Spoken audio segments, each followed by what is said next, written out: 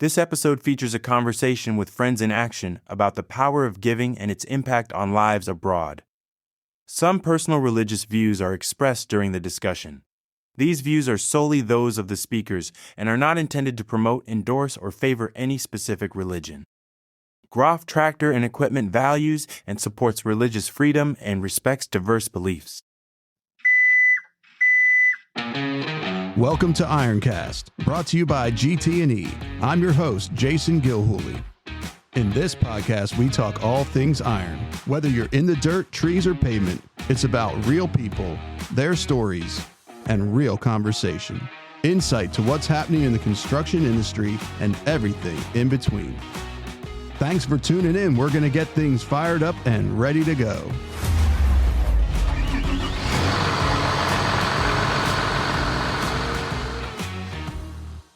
Welcome to the IronCast. This is a special episode. I love the Christmas time of year. Don't you, Rachel? I do and I don't, but I mostly do. You mostly do. You know, all the stress, but... Yeah, it comes with it. Yeah. On this episode here, this special episode, we are blessed by the presence of both Rob and Reba Donnelly. Hello. Hi. Welcome. No, it is not Santa Claus. Yes. So folks that are listening and can't see, we do have Santa Claus here. He's sitting right across from me, beard and all. Yep. Looks great. Yep. So Rob and Reba, welcome to the IronCast. Thanks for having us. Yeah, we're glad that you're on here. We've been talking about this for a while. Mm-hmm. I'm really excited about the episode. I'm really excited to what we're going to be talking about here. And I think it's that time of year. Christmas just brings out that special place in our hearts of giving. And why don't we just jump in here, and why don't you tell us where you work, what you do? We work for a ministry called Friends in Action. Yep. And that's our headquarters is over just outside of Elizabethtown. What we do is we seek to basically work with national pastors and missionaries working in the remotest, hardest to reach parts of the world by providing infrastructure support. So missionaries that are working in an area of maybe where it's limited access because of jungles or rivers or something like that. We're the ones who will go and build an airstrip in the middle of the jungle to provide access for missionaries, or we'll drill wells so that they have a water supply. We'll build houses, build roads to the middle of the top of a mountain, things like that. Whatever is needed to help missionaries and national pastors in those areas to be able to go in and minister to the people who ordinarily wouldn't have a chance to hear about Jesus Christ. And Christmas is about Jesus Christ coming to this earth. So we don't go to places where there are already a lot of other mission organizations, like in Haiti when there were big floods. The Red Cross was in there, all sorts of organizations were in there. So they have support. We go places where no one else is going. Wow. Yeah. And Rob, let's start with you. What do you do at Friends in Action? I am the head mechanic. Oh. Which sounds impressive, but I'm the only mechanic, so that makes you the head. I get to be the head mechanic. There you go. I do have a lot of arguments with my staff because, the voices in my head are sometimes real loud. That's my primary role is mechanic support for our field leaders and then also our domestic partners. But then also I kind of take on a lot of other roles. I kind of fill in the gaps around headquarters where we need somebody to do this. Let's ask Rob. So the answer man. Yeah, basically, I kind of fill in doing facilities maintenance and repair work on Friends in anything Action and everything. also has a shipping ministry. So any missionary anywhere around the world, if they need supplies, they can come to Friends in Action. And if a whole bunch of missions organizations in the middle of Africa need things, we can put them all together in one container and ship it over there cheaply, rather than them trying to find a commercial shipper.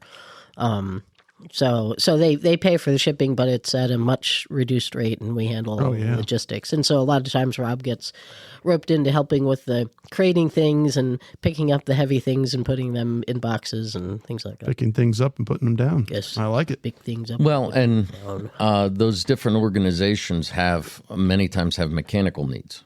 And the guys that we have that do shipping are great at packaging stuff, but they don't exactly know what this part is. So a lot of times I'm asked, "Hey, Rob, what's this thing?" The answer man again. Yeah. And so I have to help identify that. But then you provide what the whatchamacallit actually is. Exactly. Nice. And then sometimes when they need parts, I'm the guy that goes out and finds the parts or the materials or supplies they need for the equipment maintenance. Yeah. Because like if somebody needs a new clutch, for instance, well, hey, while you're at the clutch, do you need a flywheel? Do you need, transmission rebuilds? How are the transmission mounts? Those different things. You have that in the background to know, hey, you're using this part. You may need all these other parts. And just about everywhere else in the world can't get stuff like we can get stuff here. Oh, wow.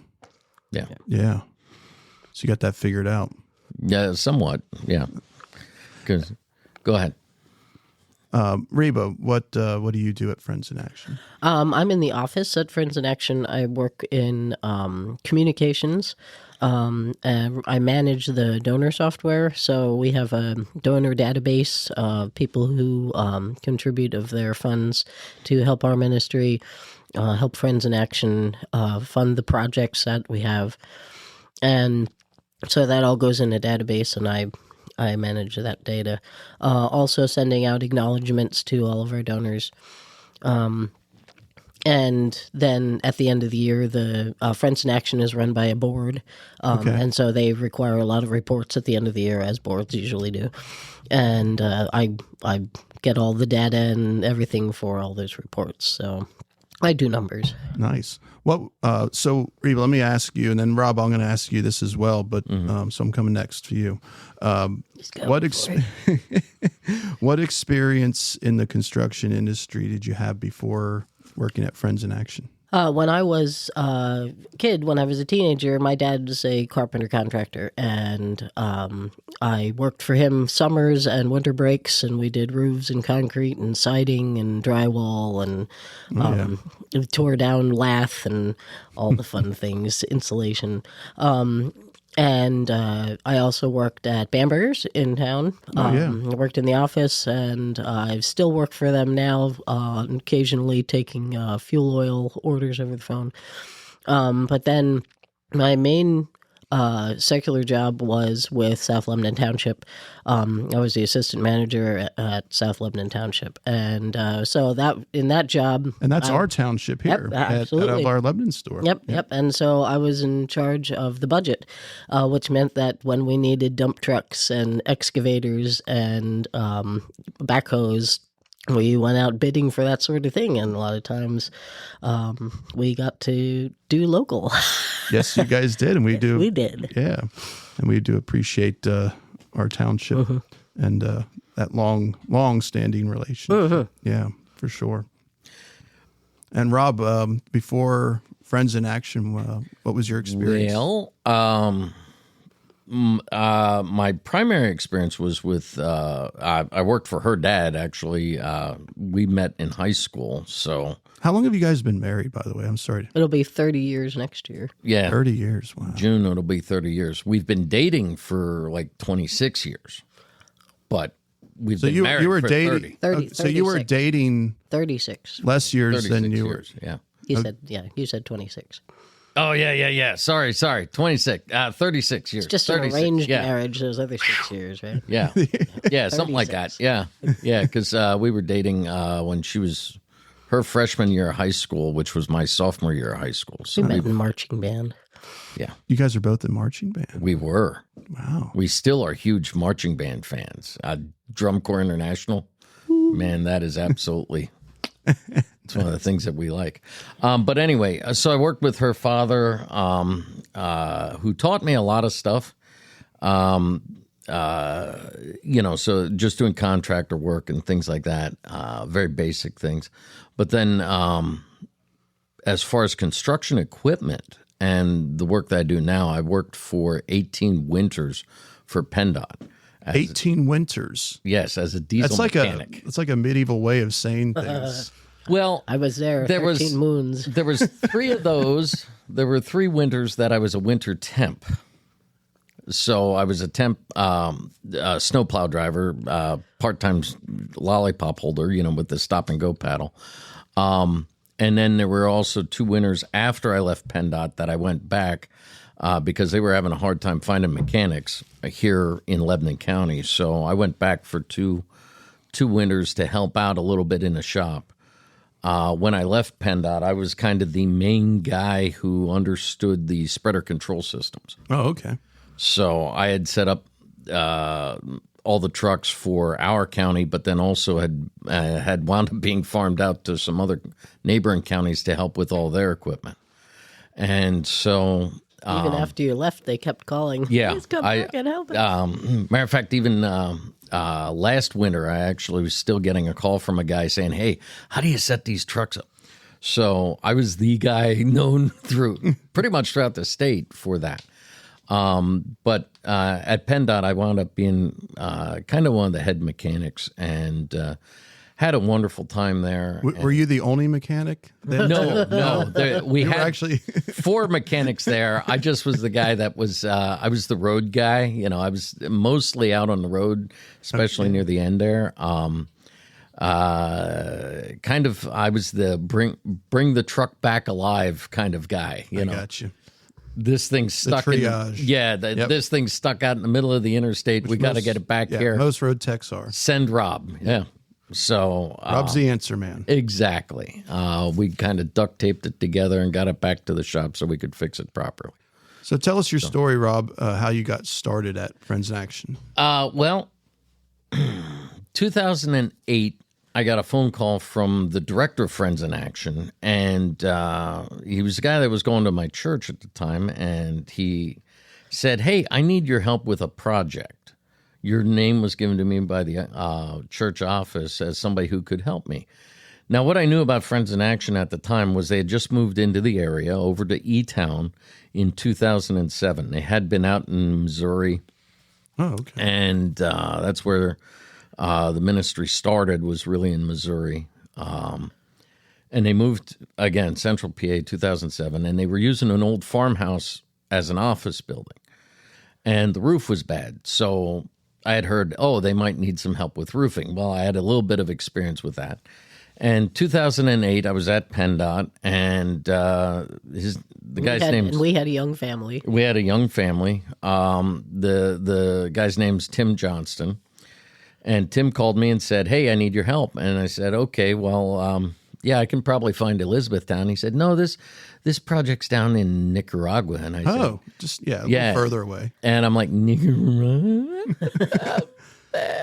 Tim, I don't know of a town in Pennsylvania named Nicaragua. Is that maybe in Maryland or Delaware?" We don't at that point in time, we were not travelers. We went to Lancaster for vacation. Yeah. Homebodies. Yeah. Totally. And and Tim's like, "Oh no, this is in Central America." It's like, crap. Okay. All right. And gave him the good Christian stall tactic. I said, "I'll think about it and pray about it and get back to you." Hung up the phone, and I remember it was like a Saturday morning because we were in the kitchen, and she had seen my face go white when Tim asked about going on a mission trip to Nicaragua. And when I hung up the phone, she said, "Who was that?" I said, "Well, it was Tim Johnston from church." She said, "What did he want?" "Oh, he wanted me to go with him on a trip to Nicaragua." She laughed at me. Laughed hysterically. And said, "He doesn't know you very well, does he?" He doesn't know us. And I said, "No, but, and so I told her, I said I'd think about it and pray about it and get back to him. A week later, we were in the kitchen again, and that week we purposefully did not say anything about travel, didn't talk about luggage, nothing. And I looked at her and I said, hey, you know what I'm thinking about? And normally, at that point in our lives, she would say, oh, yeah, we're having steak for dinner, or I'm making meatloaf, no problem. And she looked at me and she said, yeah, you're going to Nicaragua. And I was like, oh, wow. Why would you say that? She said, that's all I've been able to think about all week. Oh, wow. And I was like, oh, man, because that's totally what was happening in my mind. Nicaragua kept coming up in my world at that time. So we basically made a laundry list, said, Lord, we need a passport, we need funding, because we didn't have money to do that. And there was that point in Nicaragua where I'm standing in the jungle in the backwoods of Nicaragua. This was a project working in the village of Boom Serpe. On the east coast of Nicaragua. Yeah, northeast coast near the town of Puerto Cabeza. And we were doing relief work where we were building homes that in a village that had been wiped out from Hurricane Felix in 2007. Okay. And we were going in, teaching them how to build with cement block and putting roofs on. They had never built with trusses. A simple concept like a truss roof was beyond them. They had never seen this. And they were building houses that were made of wood. Well, when you get a cyclone, the wood house is, 3 miles away. Plus, it's Nicaragua, the jungle. You got to end up replacing your house every 4 years just because of the humidity. I can't even imagine that. Yeah. And so they would wind up, just constantly rebuilding their house. And this was the east coast of Nicaragua is where the Miskito or the quote unquote Indian population lived. They were the people who were not the native Nicaraguans. They were mixed blood with the Caribbean, and so the government of Nicaragua did not recognize them as citizens. So they did nothing to help, which is why we went there. Yeah. So walk us forward then. So was that your first mission? That was the first trip. So walk us forward then to actually, how did you go from just going on as a volunteer basis, obviously, to now working?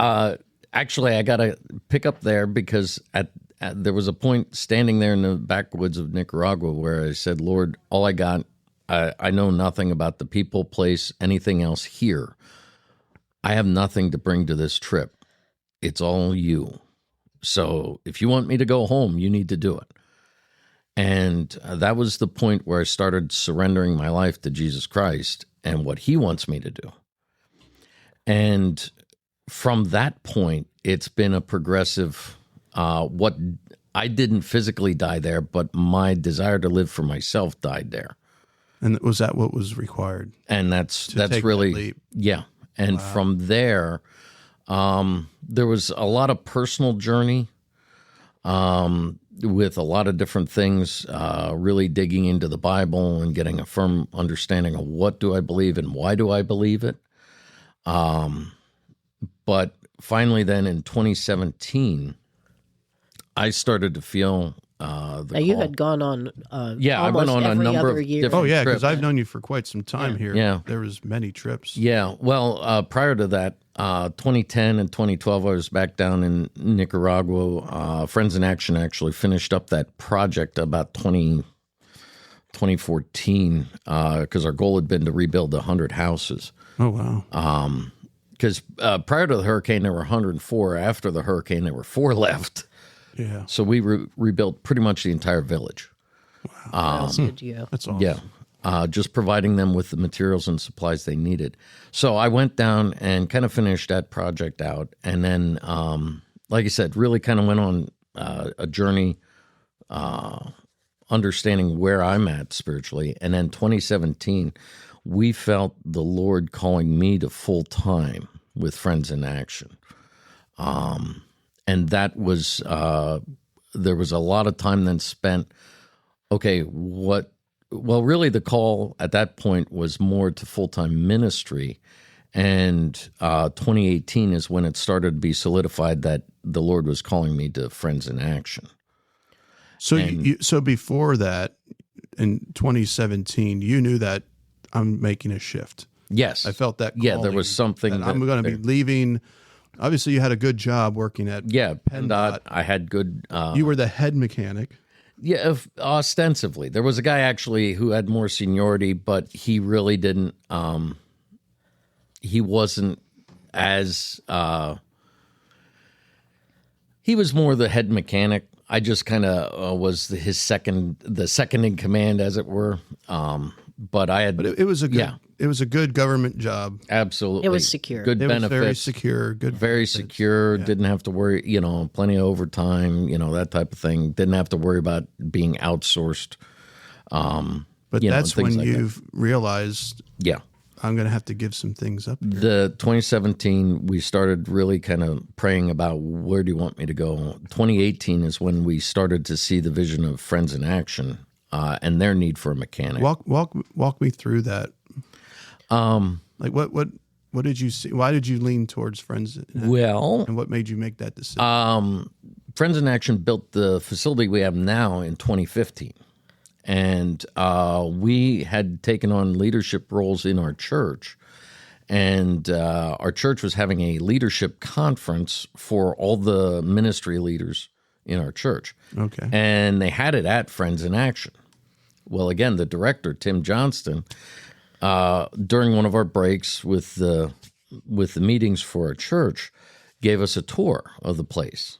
And he took us around and he took us through the one area. And he said, this area we built for a mechanic shop because we believe that we need a mechanic moving forward. And no one else on the tour remembers him saying that because I asked him later. And it was interesting because the next day, that was a Saturday, Sunday morning, I saw Tim walking into church and just spoke to him briefly, what's that look like? What are you talking about with a mechanic, And he said it would be a missionary position where you have to raise your own support and things like that. And I'm like, oh, okay, And then the message from the pastor that day was about answering the call the Lord has for you. And... I'm sitting there kind of in tears. I remember writing a note to her saying, Friends in Action is looking for a mechanic. And she's like, are we going up front? Are we? I'm like, calm down. And so after church, after the service, I walked over and talked to Tim. And I said, hey, this mechanic thing you're looking for? What are you really thinking? And he explained a little more. I said, so somebody would have to have diesel equipment experience. Oh yeah, diesel's very important and stuff. Friends in Action has a lot of heavy equipment. Yeah. And I said, so somebody who say is working as a diesel mechanic currently for say the state would be the type of guy you're looking for. He's like, oh, absolutely. Oh, I saw where that was going. Yeah. And so 2018 and 2019,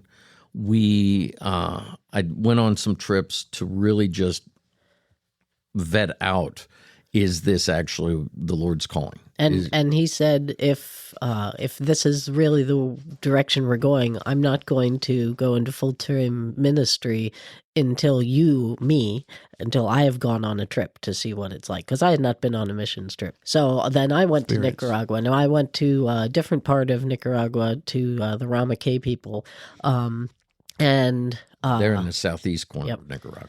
But same thing. They live on a little island that's completely packed full of people, and so Friends in Action was helping them build a village on just across the bay in the mainland because they needed to expand, and also helping them to build a church and community center and everything like that. So our church was going with Friends in Action at that time to do a Bible conference and vacation Bible school for the Rama, and I was Mrs. Vacation Bible School at church. So I'm like, oh yeah, I can lead that, no problem. So we went to the team included 2 of our sons. And the Rama people, they want to believe the Bible, but they don't understand it. And they don't understand why parents, why people need to be married, why parents have to have discipline with their children and things like that. And so like a culture shift. it's a very different culture. And so there's a lot of addiction, there's a lot of abuse, there's a lot of children who are just running amok.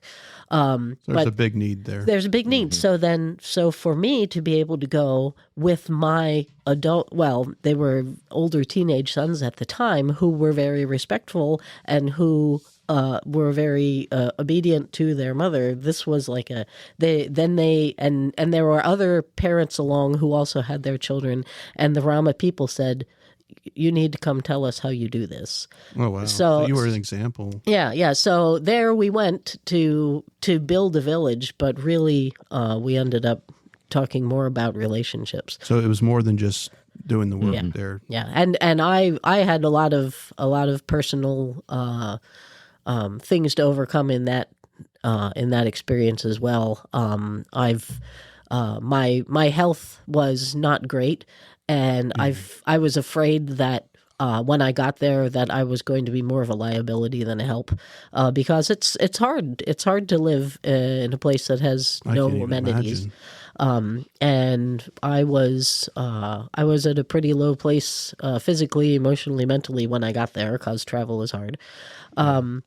And God showed us at that point in time in no uncertain terms that, no, I want you to be here specifically because you have nothing to give, because then it's all from me. That's an interesting, yeah. And so I had to be completely emptied, just like he was on his first trip. I had to be completely emptied of all my abilities and values, like that I'm the person who's here doing things. I had to have all that stripped away from me, and so that I could just be an empty vessel to be used at the time.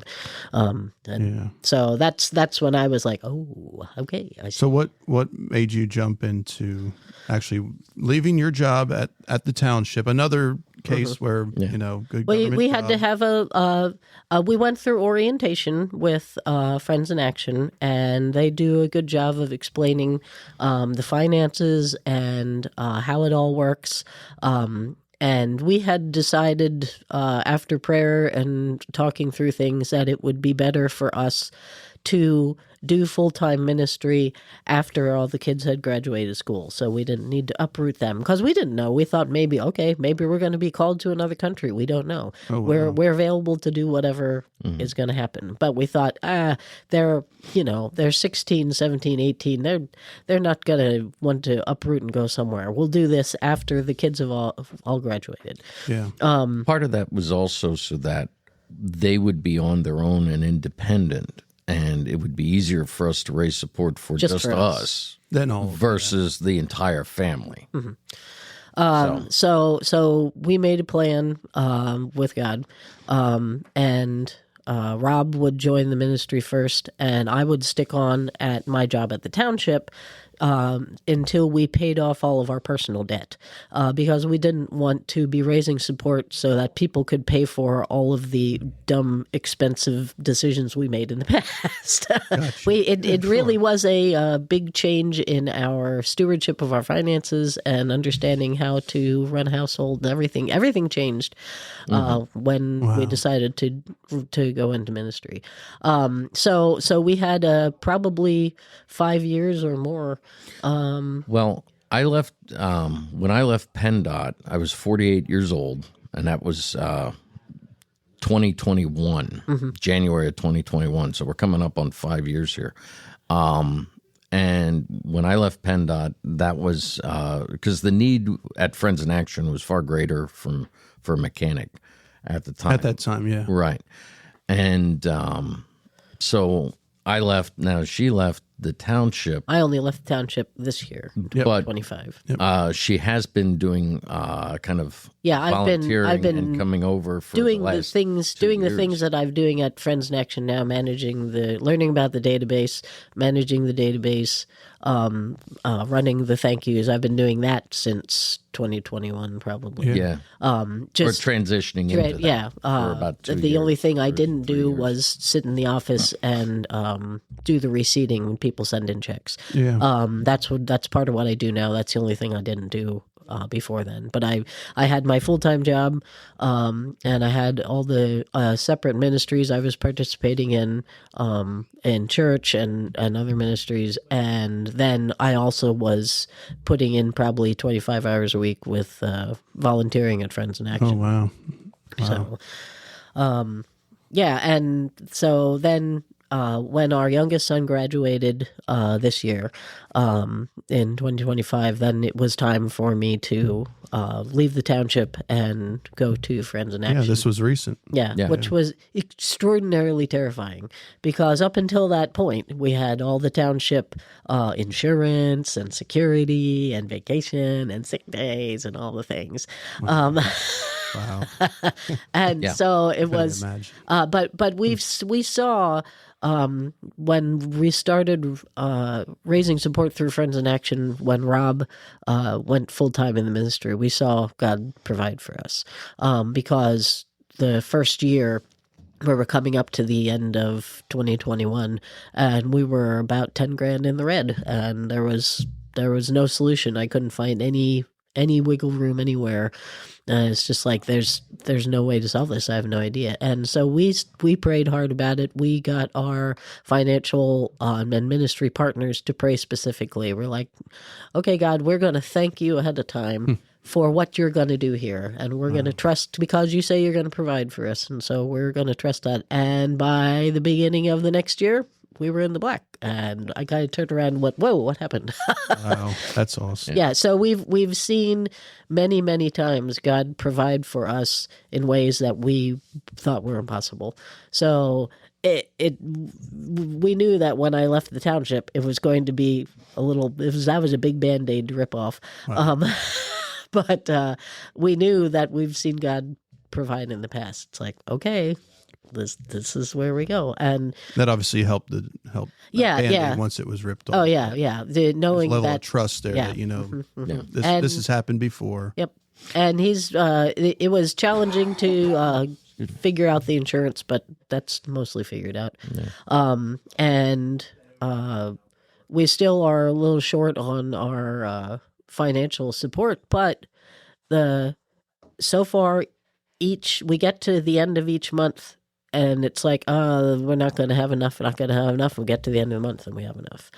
And it just, it just drops in unexpectedly. And so it's like, okay, just got to keep trusting you here. Wow. I had to come to the point to say, I understand the call now. I understand it and I can't not respond. I couldn't just say, no, that's not for me. No, I've been called. I can't not respond to it. Yeah. So let me ask you this. What is it like working alongside your spouse? It is incredibly rewarding, but it's also challenging. Most guys, like if I was a firefighter or a police officer or something like that, I'd have to spend a lot of time in the gym working out to keep myself physically fit to do the job. When I'm working with my wife, there needs to be a lot of relationship energy spent. Gotcha. It's one of those things where, and any relationship, if you have two people involved, there's going to be a conflict. And you need to have an openness and a willingness to be able to communicate. Because if you have a conflict, there's only two options. You either give voice to it and talk through it, or you decide, this is not something I need to deal with. This is a personal thing, and I need to just not say anything. And then I have to put it away, and I have to get rid of it in my own mind. So there needs to be that openness and truthfully, in making this move towards ministry, full-time ministry, our relationship has gotten so much stronger, but it's purposeful to do that. I mean, for as many years as my wife and I have been together, I can truly say that I find ways every day to fall in love with her again. Oh, It's so cute. I don't have a soundbite for that. Sorry. We got to get that, Rachel. Work on that for me. But it's one of those that and that's true again of any relationship, but especially a relationship between a husband and a wife. You need to have that commonality, and you need to be able to talk through those things, because I've had experience with relationships where somebody's like, oh, well, I didn't want to offend you, so I didn't say anything. And I just figured that eventually it would get better. And it never does. It doesn't. You need to be able to vocalize that. And I get it. I'm a person, I am the bull in the china shop type of guy. I will say pretty much anything at any time to anyone. He does talk a lot. Well, and the filtering has disappeared. It's but I prefer to be very real with people. Life is too short. I have no guarantee that I'm going to get the lunch today. There's no guarantee of that. And so I'd rather not leave things unsaid or undone. However, he has learned how to put on the soft gloves when talking to his wife. So so I heard his side. Now I want to hear your. So, Reba, what's it like working alongside Rob? When we were both working separate jobs, at the end of the day, we'd have to carve out time where we could tell each other what was going on during the day. And now we drive to work with each other, and so we have the 40-minute commute there and the 40-minute commute home, and so we really get to talk a lot and share a lot of things, and so that's kind of convenient. And there was a lot of things that he would come home talking about Friends in Action about, and I would sometimes roll my eyes and be like, or it's like shop talk. Shop talk. It's like, okay, wah, wah, wah, wah, wah, wah. But now I understand now. I was like, oh, I see that happening. Yes, right, got it. So, and we're on the same page with a lot of things. And so it's now of course we go on some of the mission trips together, and that's been good. And I'm always grateful that he's along, because with my health being the way it is, if my sugar drops too low, boy, I can be a bear. And he's learned to just steer me. Betty White. I need a Snickers. Yes. Yeah. He's learned to steer me towards the food. He's like, please just eat something. Now, have you ever had to keep him in line? I mostly just have to pick him up off the floor and find the nearest hospital. I am going to do a thing called Reba's Medical Reviews Abroad, because now we've been to four hospitals we were in the two in Australia.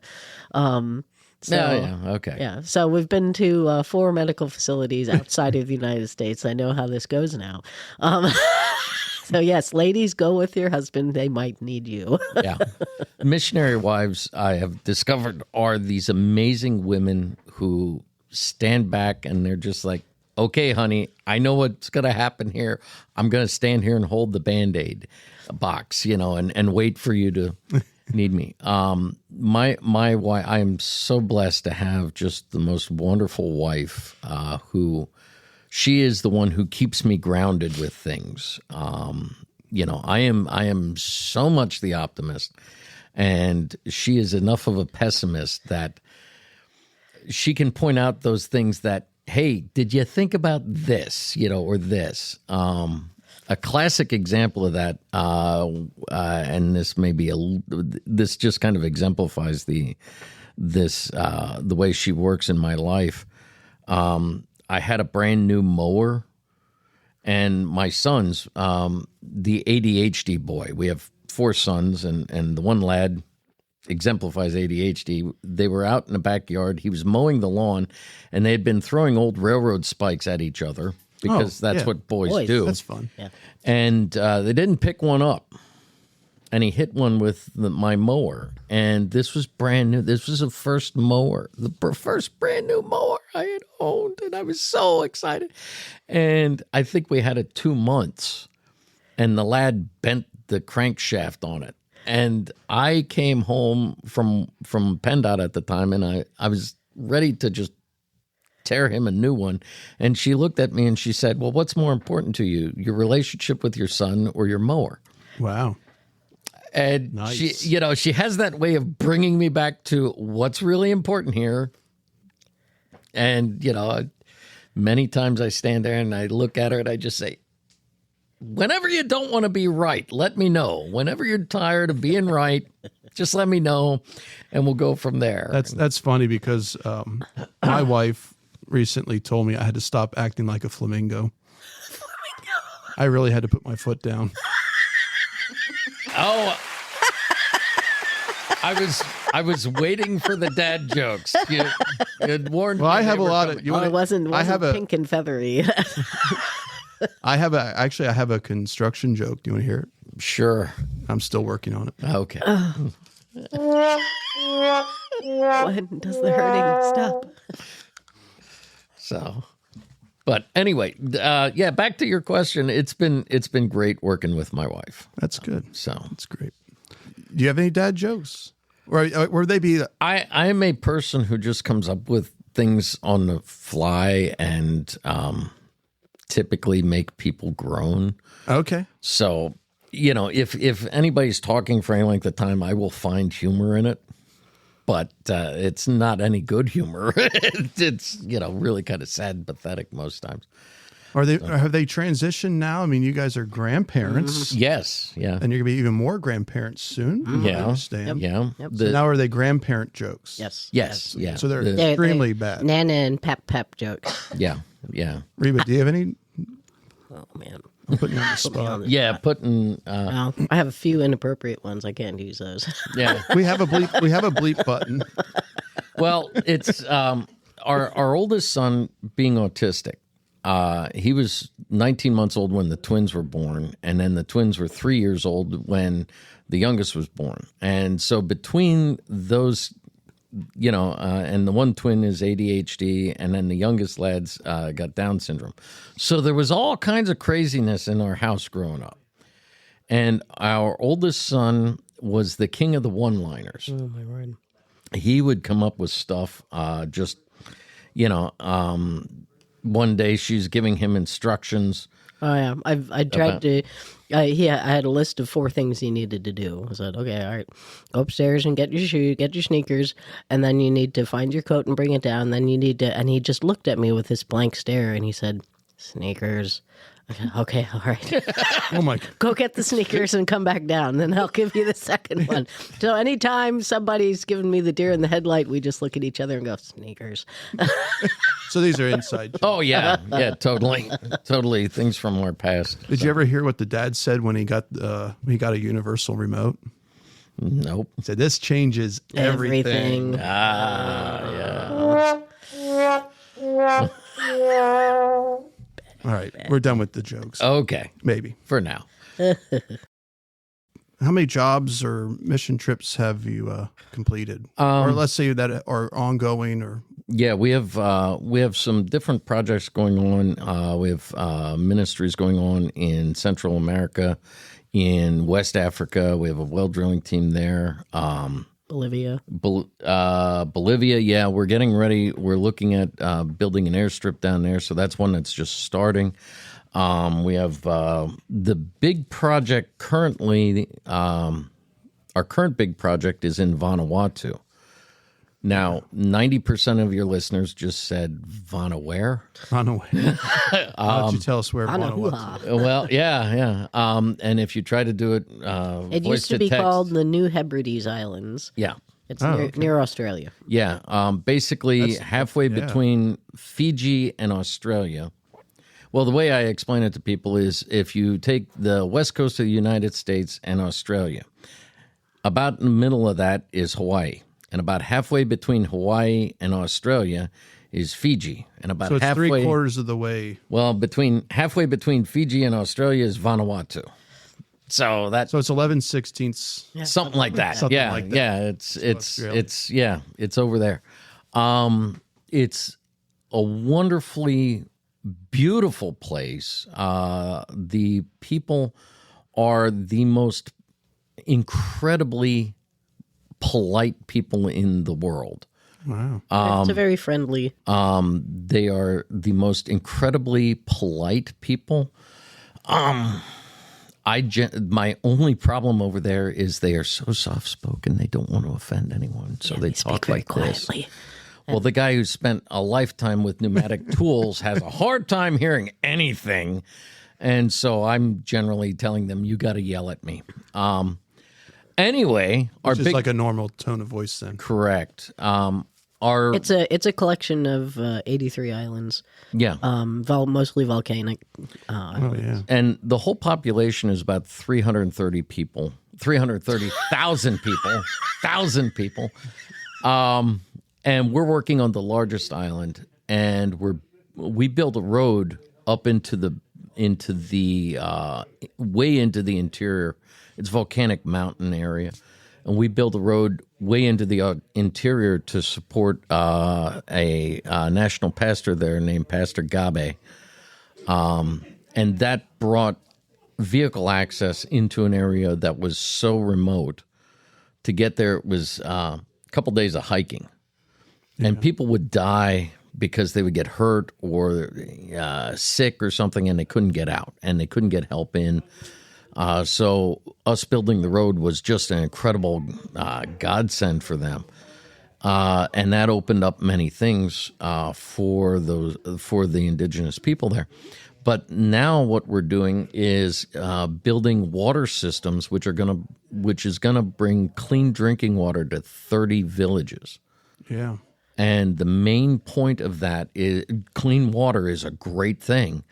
But the main point is to make opportunities for the national pastors and missionaries to go into those villages and tell them about Jesus Christ. The chief of each village doesn't let a stranger in just because, and to tell his people, I mean, this is his family, to tell them anything they want. But if you're going to bring clean drinking water to my village, to my family, sure, come on in. Yeah, and we want to hear what you have to say. Well, can you walk us through, let's say, from start to finish? This spring, I was privileged to go over to Papua New Guinea to build an airplane hangar for a New Tribe mission. Oh, wow. It's up in the highlands area of Papua New Guinea, which is just north of Vanuatu. New Tribes Missions has a new name in America. It's called Ethnos 360. Yeah. Oh, okay. Yeah, over in Papua New Guinea, they've been there 75 years, so they're known as New Tribe Mission, so they didn't change the name. But like that project, that's something that New Tribe Mission had started on about 25 years ago, trying to get this hangar built. They have an aviation wing that flies missionaries and supplies and things out to the bush with helicopters and planes, and they needed a place to store the aircraft out of the weather. And so for them, it was a process of getting all the materials and supplies over there. They needed somebody to put this thing together. It had been sitting there for 3 years in a container. And so they first came to us and said, "Can you guys help us?" Right. We Friends in Action actually started out as Friends of New Tribe Mission. Right. And New Tribe Mission is working with those indigenous people groups. And the two questions that always get asked when we're looking at a project is, who else is doing this? Or, who what else? we talked about before. Yeah. And then also, how does this accelerate the gospel of Jesus Christ going into those areas? Yeah. So once those questions are answered, and with this project, it was obviously having aircraft that is in better condition because it's been stored in out of the weather, and then nobody else is doing it because it's been sitting there for 3 years waiting to be put together. Friends in Action starts putting together a plan of how are we going to do this. And now, is that something when you guys get asked those two questions? Is that something like your board decides on, or? Yes, those are the first two questions, but then after that, there's a whole series. Depending on the project, there's a whole series of other things, obviously, that goes into it, and then that's mostly the board and the executive director that decide: are we going to do this? Is Friends in Action going to take on this project? And then that kind of moves it along. Yeah, correct. And then they give the project to one of the field leaders to do the logistics. Yeah, and thank you. Yeah, that's exactly it. It goes to the board. The board says, yep, yay or nay. And then, for instance, with this project, the field leader, it was given to us at headquarters to put together a team to go over and put this thing together. I was not the initial guy. One of our other team leaders was one of the guys that had said he'd go, but then he wound up with some other commitments. And I said to him, hey, listen, I will take that team. The Lord always kind of put Papua New Guinea in the back of my mind a little bit to go and see what's going on over there. And so, I just led the team over, and we had 10 days to put together this hangar. When we had consulted with some people here who had built similar buildings, they said, 10 days, ooh. And you have a team of yourself and 6 other guys coming from all over the North America because you don't know each other and stuff. And none of you do construction. You may not get that done. We actually finished with a day and a half to spare. Oh, wow. Yeah, it was such a cool trip and so amazing to see that come together. And I mean, literally, the Lord kept it from raining over us. It was an amazing time. But that's an example of where we moved that project forward so much. And I was working as the team leader. I was working alongside the field leader for New Tribe Mission, and so the two of us were working together. My role was simply to get a team there and to act as a foreman. He was more or less the lead construction guy, and he, led everything then. So what I'm curious, because I know you work obviously on a lot of equipment. Mm-hmm. Now I've been to your facility, and we can talk about that a little later. But I know that you do some of the work on the equipment that's getting shipped to these other areas of the world. That's in your shop, in your comfort zone. But I'm sure a lot of folks listening in here are probably thinking, what's it like working on a piece of equipment? How do you prepare for that? Can you walk me through that, Rob?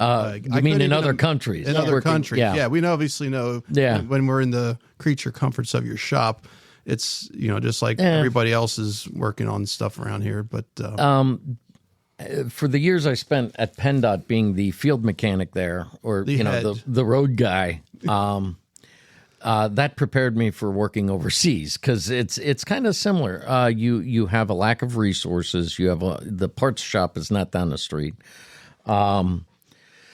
You're dealing with a lot of aging equipment. Yes. And I mean, here in Lebanon, PA, we don't have to fix the problem of jungle rot in vehicles. Yeah. Yeah. Pick the geckos out of the gas tank, Yeah. That's basically the main problem is how fast equipment deteriorates. Okay. You have, I talk a lot about Vanuatu, but I've been to Vanuatu 8 times. So I know Vanuatu really well.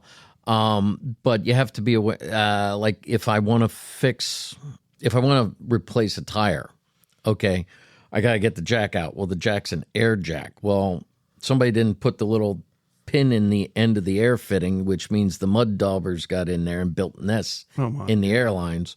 So now I got to fix the jack. and put the jack, repair the jack so that I can then jack the truck up. Then I got to look at the impact wrench and, okay, why is the impact wrench not working?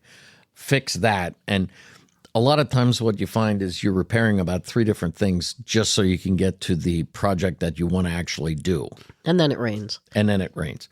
So what's it like too? Like, I mean, how do you prepare? I mean, obviously you have equipment over there and you probably know a little bit about what you're going to get into, but how do you be prepared? And how do you get, that you obviously can. Ship, yeah. We try to ship a lot of stuff in ahead of time. Okay. Because it takes months to ship something. That's what I'm getting at. It's like, you can't Amazon something there. No, it doesn't, not yet. It doesn't get there. No, yeah, Amazon. I think there is one place in Vanuatu that Amazon will deliver to, and then everything. Sure, it's certainly not overnight. No. Yeah, you have to think way ahead of time and put it in a crate and ship it over there, and hope it gets there, and hope it doesn't get stuck in customs or taken as a. And so that becomes difficult. A lot of times what you're finding yourself doing is finding a way to make the part you need. Oh, wow. And just finding a way to make it work. You may not, I remember the one time over there I was putting together a hydraulics. We had a hydraulic line that blew. The fitting on the end was this weird fitting. We didn't have one. So I wound up taking the old fitting off of the old hose and making that into an adapter to adapt to a fitting that I did have. And so, you wound up with a lot of extra steps. So it... Well, last time we were there, you guys had to fix the lawnmower because most of their day over there is spent beating the jungle back. And it's a never-ending battle, huh? Never-ending battle. And they needed to put a belt on this zero-turn mower, but they didn't have the right size. But they had 20 of the wrong size, so they just forced another piece of equipment. Yeah, so they just took the engine off and jacked the engine up with blocks. A little relocation. So that the belts that they had would work on it. Nice. Yeah. So, like I said, there's not really any. I don't know that you can adequately prepare. But it's just kind of, I think mentally you have to be prepared to not do it the way you do it here. Yeah, a lot of the guys who've gone along on trips, they can get frustrated because they're used to having all the things they need and to do a job just the way they expect it's going to go, and it just never works out that way. Yeah.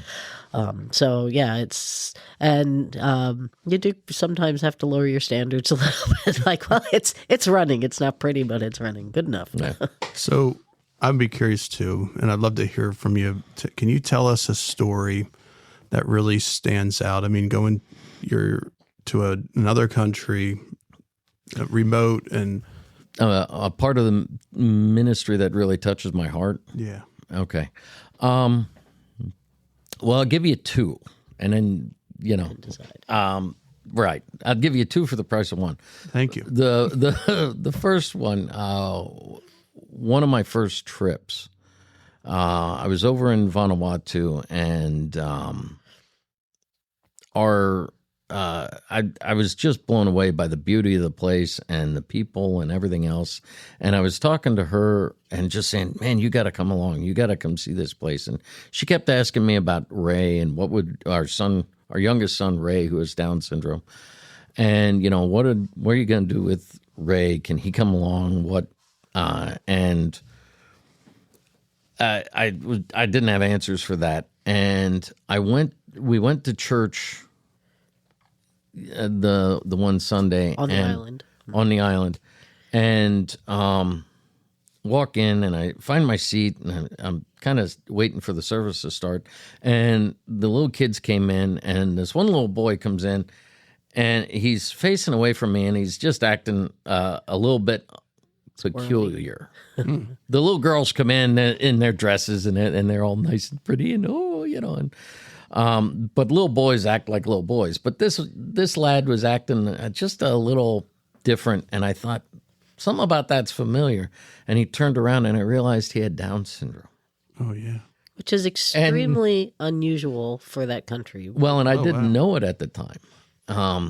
And I was just like, wow, okay. And so through the church service and everything, after the church service, I talked to our missionary over there, Levi, and I said, Levi, the little guy that was sitting here, does he have Down syndrome? And Levi's like, who? Which kid?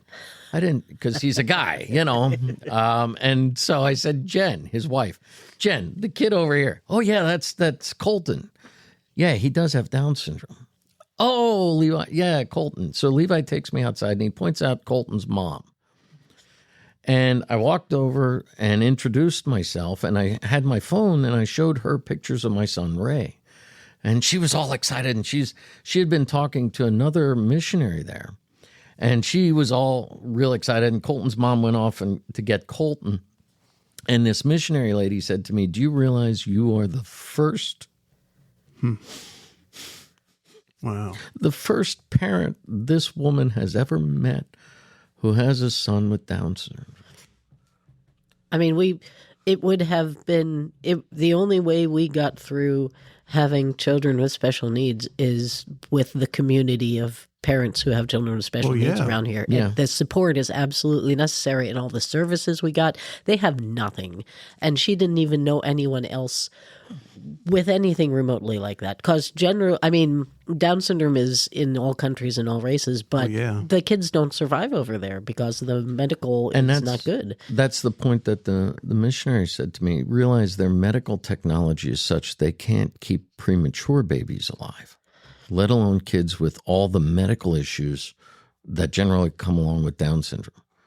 Wow. And so this woman had never met anyone else with this same, dealing with the same thing. And so it was impressed upon me that of all the mechanics from central Pennsylvania that could have shown up, the Lord had, this crazy guy with a kid who was also nonverbal, stubborn as anything. And Ray was about, I think, 5 years older than Colton. Mm-hmm.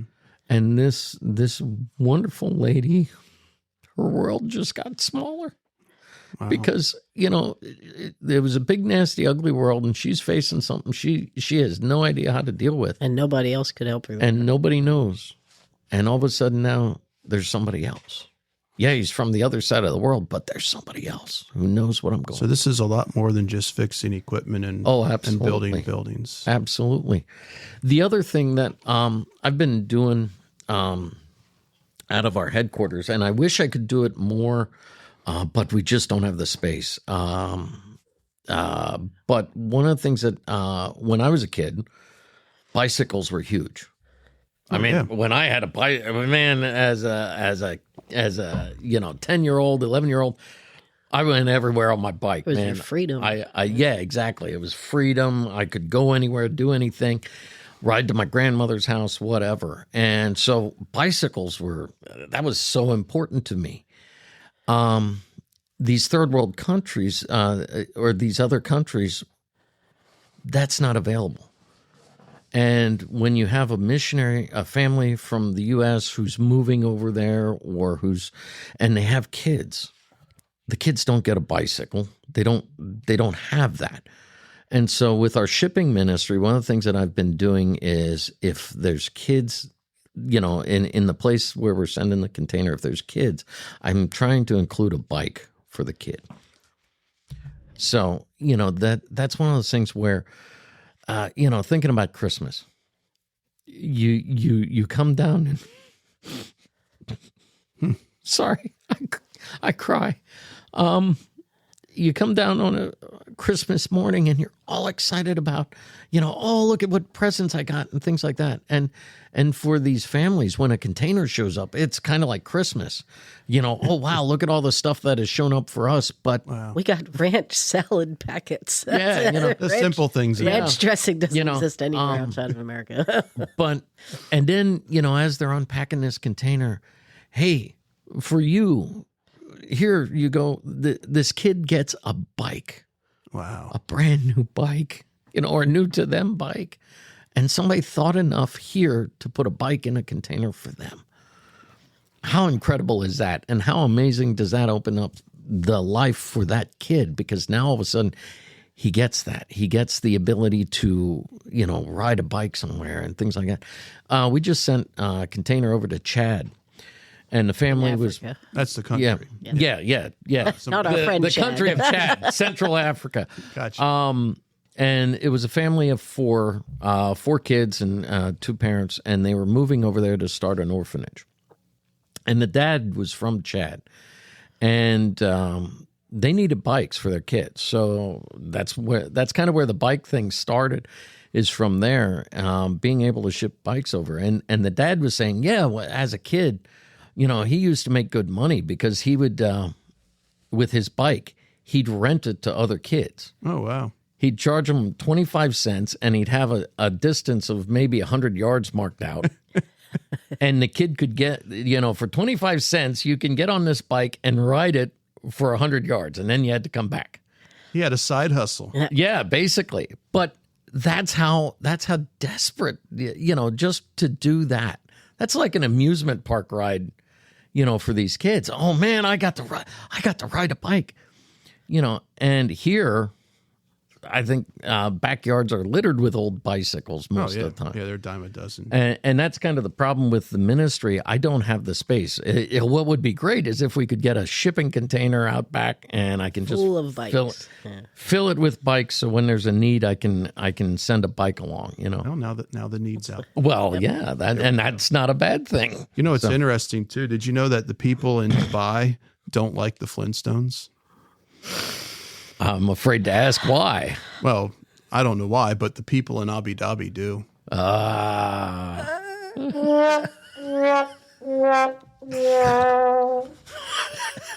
I just hurt my eyes rolling them. So yeah, I remember seeing all those bikes and when I was I've got visiting. some of them up on the racks there, but it's one of those that if we had the space, I could do a lot more with that.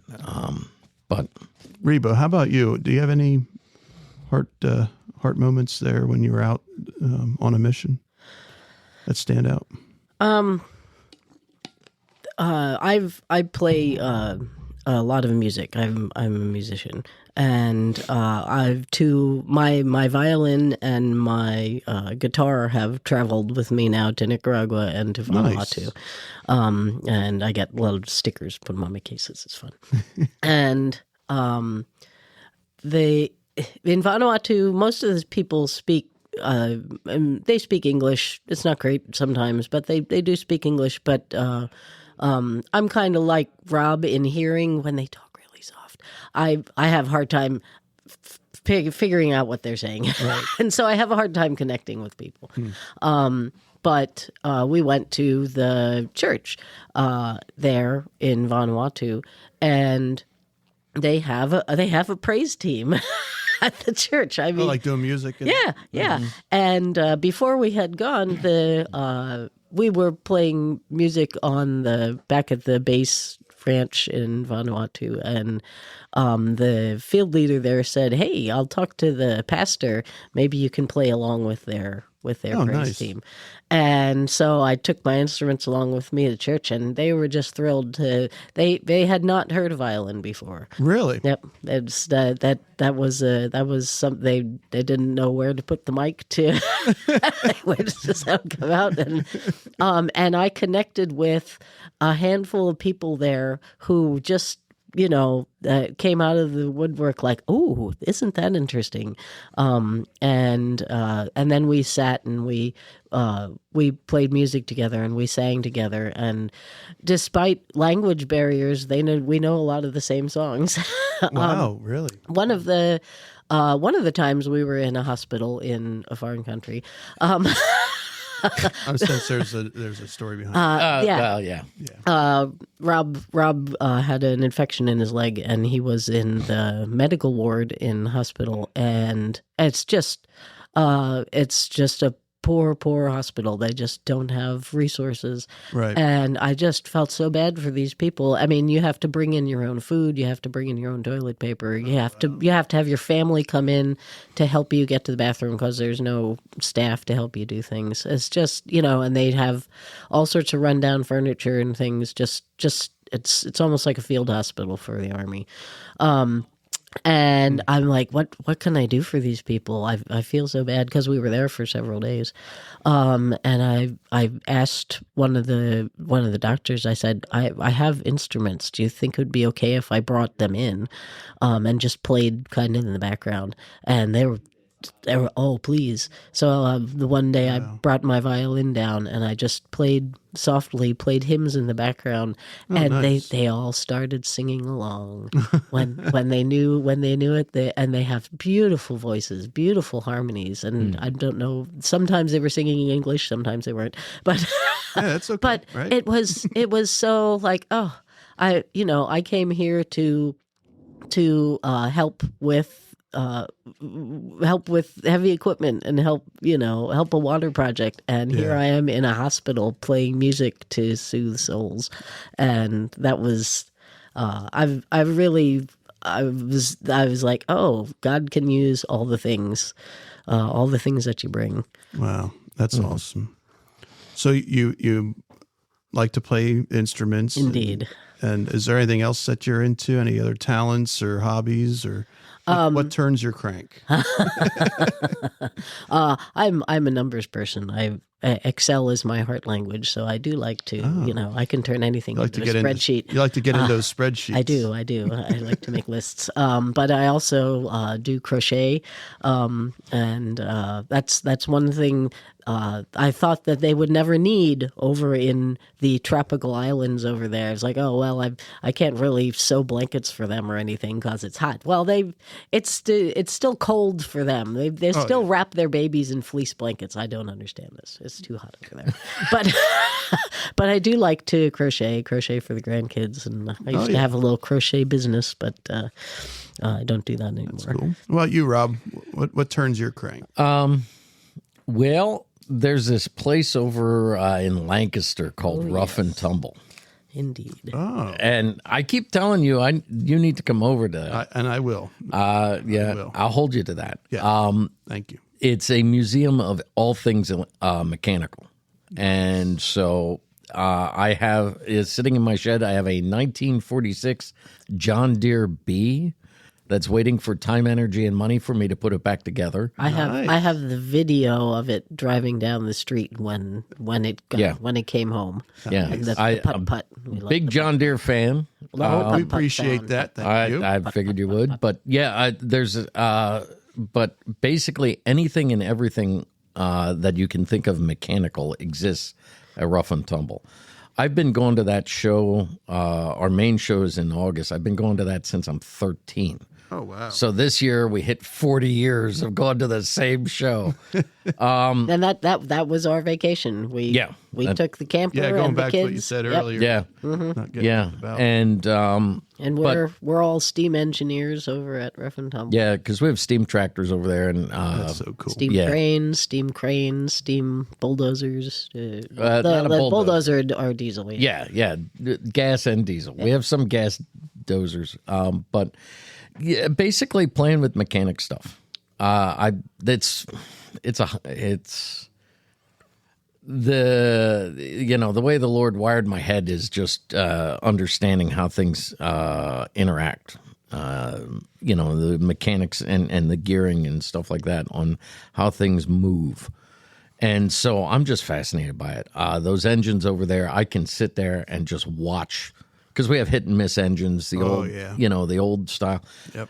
It drives her crazy to go with me, because I will just sit there and watch those engines run. And I can sit and watch the same engine for like 30 minutes and be like, wow. And she's like, but it's the same. It's the same engine you looked at last year for 30 minutes, But it's the smell. You go over there and you get the coal smoke, and it's just, the steam cylinder oil and stuff like that. That's one of the main things. and that's something we share. Yeah. Yeah. She years ago at PennDOT, the one year I thought I was going to have to go for training during that week of that show. Yeah. I said something to her that, hey, I may have to miss the reunion this year. She said, we'll miss you. I said, you'd go without me? No, you have to pull the camper over for us. Oh, great. But yeah, her and the kids were going without me. Oh, that's so cool. I also enjoy getting out into the woods and going out and hiking and things like that. I don't do it nearly as much as I used to. And I used to ride my bike a lot. Again, I don't do that nearly as much as I used to. I keep saying I got to get back on the bike. Yeah. Things hurt a lot now. Yeah, at 53, there's parts of me hurt that I didn't know I owned. So it can be a little challenging at times, but we'll get there. So I find it interesting too. We've had a long history, Rob. You and I actually met you before I met your wife, Reba. Okay. It's true. I'll take your word for it. I'm going back to the days when you used to come into our Lebanon branch. When you were working at PennDOT. Right. And I was actually working the parts counter. Yeah, working at the parts counter. That's when we first actually met. Okay. And, soon after, I know, Reba, you and I got connected doing, obviously you play instruments, I play instruments. Doing the band thing. Yeah. And then it's like, oh, you guys are married. This is awesome. Yeah. But we still kept that relationship. Obviously, I've transitioned into my role as a CSA, going out and about. And I remember the first time you called me up and said, hey, I need some parts and we need to look at, I think we were looking at a crawler loader or something for undercarriage. And I came over with some parts and he was like, hey, while you're here, why don't you come down? And, I'll show you around Friends in Action. And because I think you were there for a while. Yeah, I've been, again, I left PennDOT in 2021, January 2021. And so it's been 4 or 5 years. Yeah. Yeah. And you kept telling me, hey, why don't you come down? Sure. That was just a good opportunity. I brought some parts down for you. And we were walking around. You were showing me all kinds of things, the racking where you guys store stuff, the offices, which was awesome. I love that. I mean, there's just so much neat stuff there. And it's I was blown away how big the facility is. Yeah, we got a good size. You do. And I remember when we kind of were getting towards the end of your little 5-cent tour, you said, hey, I got something else to show you. And I got to say, I've never been more surprised. And I understand. I've been out and about going to, visiting customers, and they're always like, hey, come over and check this thing out. And a lot of times it's something neat, or, it's a trophy room and they got some kind of weird animals there and or whatever it is. But I remember you're like, hey, check this out. I was never more surprised because there was a part of the building like we never even went into. Yeah. And we kind of went to the next building there, and you open this thing up. And I walked through and I thought, what the heck I have transported. did I transport? You're right. I felt like I was the North Pole. Yeah. So Kind of like walking in a TARDIS with Doctor Who. what it was, and it was the coolest experience. I just want to kind of share that, and also thank you for that, because I was never more surprised about something in my life. I think it was what I actually walked into was called the National Christmas Center. Correct. Yeah. And it's like we went from going into a shop and, equipment and, stuff like that to, okay, why is it July or whenever it was? Yeah, it was in the summer. It was hot. We were, wearing short sleeve shirts and sun was out. And I walked in and there's this Christmas center. Yeah. And there's Christmas decoration stuff all over the place, and if Santa, it's like the movies of walking into Santa's workshop is really kind of what it's like. Yeah, it's phenomenal. The Christmas Center is actually owned by Dave Abel, who has the Star Barn facility. Yeah, in Lancaster County. Yeah. Right, and at some point he's going to build another barn on that property, on the estate, to house the National... Where the Star Barn is. Correct. Oh, wow. And the Belmont Barn, which he had taken down, and it's in storage. And when he can get the that built, they will move the National Christmas Center over there. So this is just like a holding area. Yep, just a holding area. It's been there a lot of years. I was going to say The initial plan was for them to. They were renting the one part of our facility. They were renting just that space till 2024. Yeah. By that point, they were going to have this other barn built, and they would move everything over there. Well, it's the end of 2025, and the barn isn't even started yet. So, if you wanted to tour the Christmas Center, you go on the Star Barn website, and then you can get tickets, and you park there, and they have a shuttle that brings you over to our So you park facility. at the Star Barn, and then they Correct. Obviously, there's not enough parking for everybody. And they have bus tours coming in and stuff like that. Yesterday, they had 8 bus groups come through. Wow, that's a lot of people. Yeah, it's a phenomenal number of people. And so it is really amazing and just an incredible display. The folks that set it up do a fantastic job of putting everything together. And You will find some part of your childhood there. yeah, It does exist. There's also some creepy parts of There's some someone's creepy parts, childhood. yeah. too. There's Yeah. some old Christmas decorations there that you're like, are these eyes moving? yeah. There's one. They have a giant marionette clown thing from Sight and Sound Theater there, and it looks like the eyes are glowing and like it has fangs or something with the way it's lit. I'm like, I recall dude, seeing that. Yeah, that thing just kind of freaks me out. Man, that was the neatest thing. I mean, you made my day that time. Oh yeah, I just want you to know that.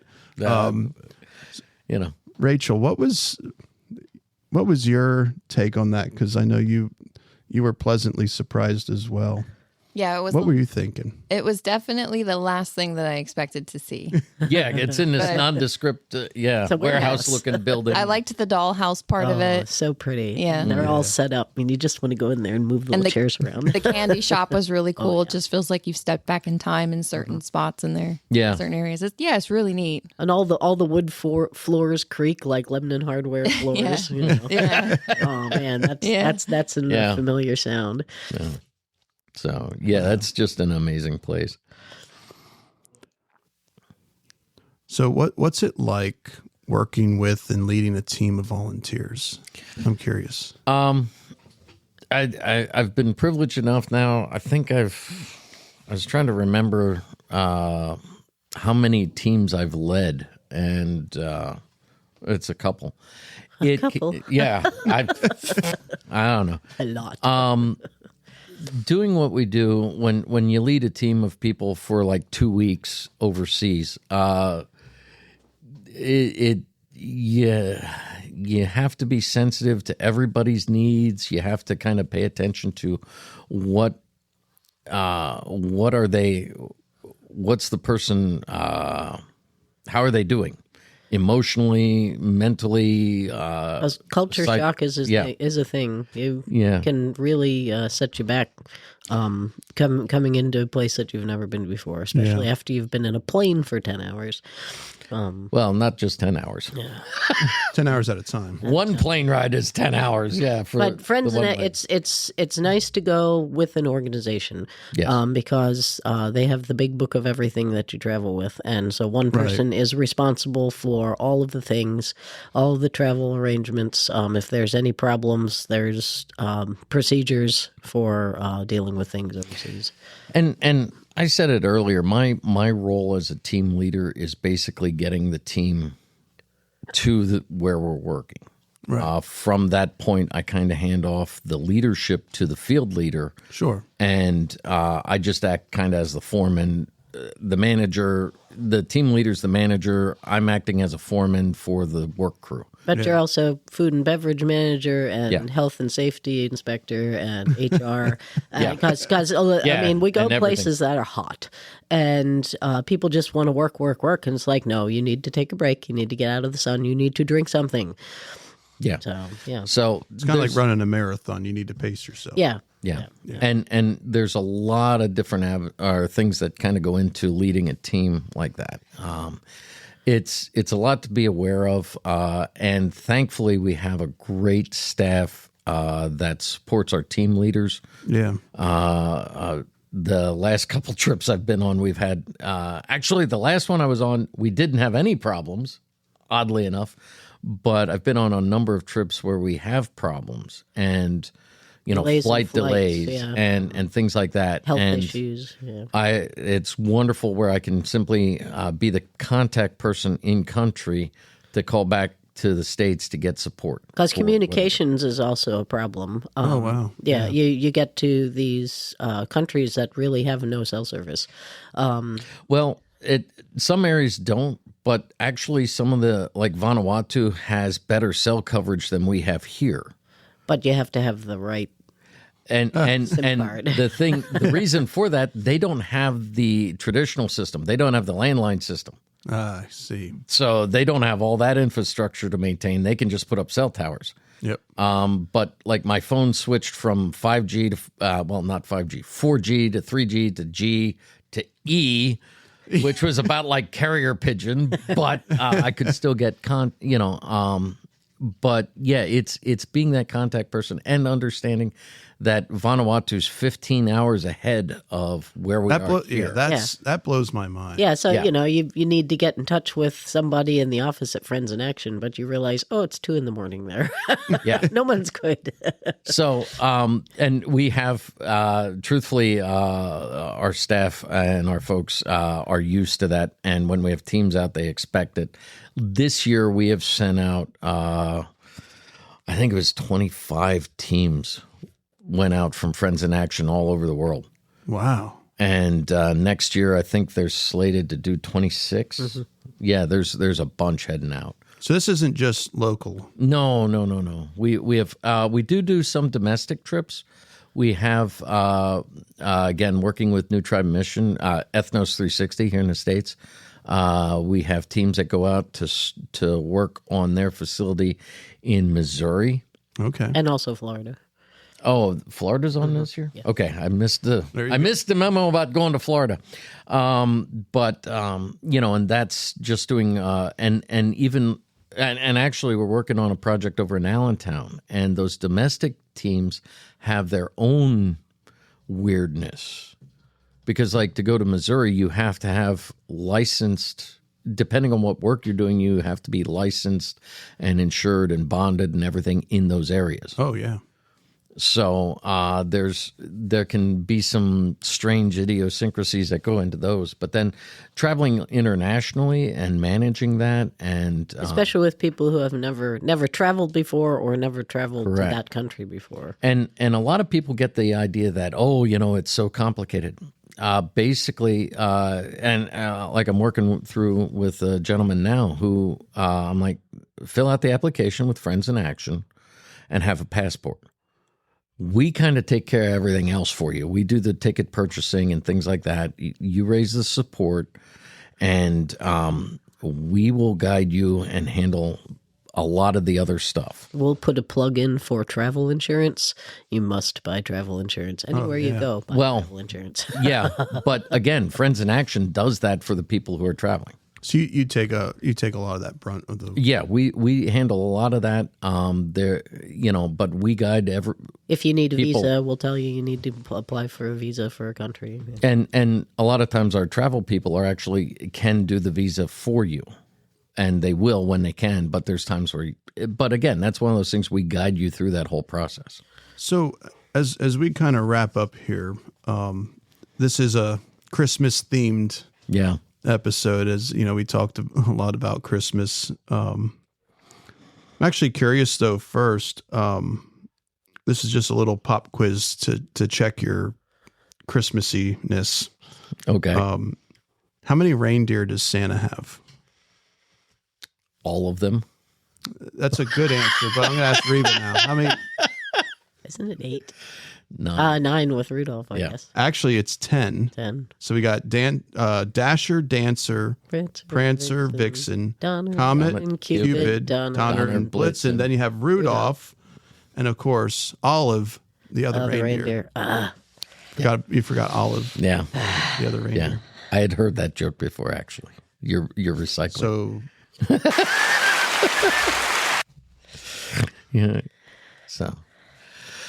So again, this is a Christmas episode. And this Christmas time of year is, folks probably would like to give more than others. And there's some listeners out there that maybe are asking, how do I do that? How can listeners who would like to donate or even support, and as you were kind of going through the process, maybe they even want to get involved with Friends in Action. So how does someone do that? The first place that I would send them is actually to our website, and I think we can probably put a link. Yeah, Rachel, we can get that in our show notes. Okay. If you go to our website and there's information there on our trips. There's information there on giving. Through the website, you can give directly to Reba and I, or you can give to the organization or to particular projects. Because the equipment gets old and needs to be replaced, and so every now and then, we need to buy new skid loaders, need to buy new lawnmowers, need to buy new backhoes, and so there's project funds, there's specific missionary funds, and then there's general funds for the projects. You can give in Vanuatu, for example, you can give to the general project, which would be just supporting the base there and the equipment, or you can give to the water project, and those funds would go to support that particular project there. So, that's for that giving, but then also if you have equipment, we currently, domestically, we have... we try to have some vehicles available for missionaries that are in country. If they coming home on furlough. Coming home on furlough, or our board, we have we have a Canadian branch, and when that board comes down or our director comes down from Canada, sometimes we need vehicles. Right, we used to have 3 road vehicles. Now we're down to 1, which is a 8-passenger van. The other 2 vehicles kind of no longer are roadworthy, so we could use vehicles. We'll take donations of vehicles. We have currently our main hauling vehicle is a 2001 F350. It's still running great, but it's an old truck. So if somebody had a vehicle, they can get in touch with us again through the website, or you can probably put my contact information there as well. If you put it to the website, or contact us, it would probably come to me anyway. One of the other things going on a trip, the application, again, for a short-term missions trip, domestically or internationally. How long would be a short term? It depends on where we're going. Usually we try to stick around 2 weeks because that's usually what people have available in vacation times from their jobs. But with travel, sometimes it ends being a little longer than that. Longer, sure. And our domestic trips out to Missouri are 1 week. Sometimes when we're going down to Central America or Mexico or something like that, it might be a week. But predominantly, they're 2 weeks. You can drive there from here. Well, there's that. Because like Vanuatu, it takes you about 3 days to get there and 2 days to get back. So you got to go. Good part of the week. Yeah. So we do 2 weeks. But if somebody wanted to get involved there, again, the process is not nearly as complicated as you would think. Fill out the application, and you need to have a passport. I tell people the 2 things you need are a willingness to serve the Lord and a passport. And if you got those, we can find some place. We can help you with the paperwork. Yeah, it's not real difficult. Again, that information is available online. If somebody wanted to volunteer at our headquarters, we have a good couple of acres, and we have got some guys that come in and help mow the lawns.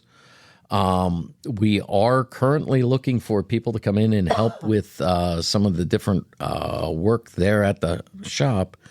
My wife mentioned our shipping ministry earlier. We currently need a shipping manager. Our goal is to ship about 10 containers a year. Our previous shipping manager had been a retired school teacher who went to serve. He was a military contractor, shipping equipment and supplies and stuff for the military all over the world. And he retired from there, came to Friends in Action to mow the lawn one day a month, heard, oh, you do shipping. So then he came and helped us with shipping for 3 years, but really hit a point in his life where he had to retire again. So we could use a shipping manager, along with some other office we're looking roles for and things like that. Part-time accountant. So, like I said, the main place There's to a look, lot. There's a lot of. there's needs. a lot of opportunities A lot of and needs. And again, direct you to the website and say, there's a place to start. Excellent. So I'm extremely excited that we had this conversation. It's a great time of year to be talking about the amazing work. Now, obviously, too, with giving, you guys are a nonprofit.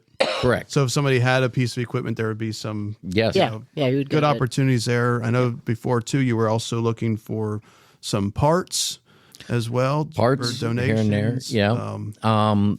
And I mentioned earlier, if somebody happens to have shipping containers that they want to get rid of, we could use. There's a bike ministry. Yeah, there's a bike ministry. We also a lot of the work we do is that I do anymore is metal fabrication, and right now the metal fabrication is taking up a majority of what had been the mechanic shop. And so it'd be great to get some shipping containers and build a shop out back of the facility to have the metal fab shop out there and then free up the mechanic shop again. So, things like that. Excellent. So it's been great having our conversation here, learning more about Friends in Action, learning about the amazing different places that you guys are going to, the journey to going from, government jobs and that comfort level to totally stepping out. And then thank you, though, for what you guys are doing. I know there's a lot of folks that are listening here that are involved in the construction industry that it's going to touch their heart as well. It's not just about working on the equipment. We got to hear your stories. But thank you so much for being on the IronCast. Oh, thanks for having me. Yeah. Pleasure being here. Excellent. And with that, the IronCast is out.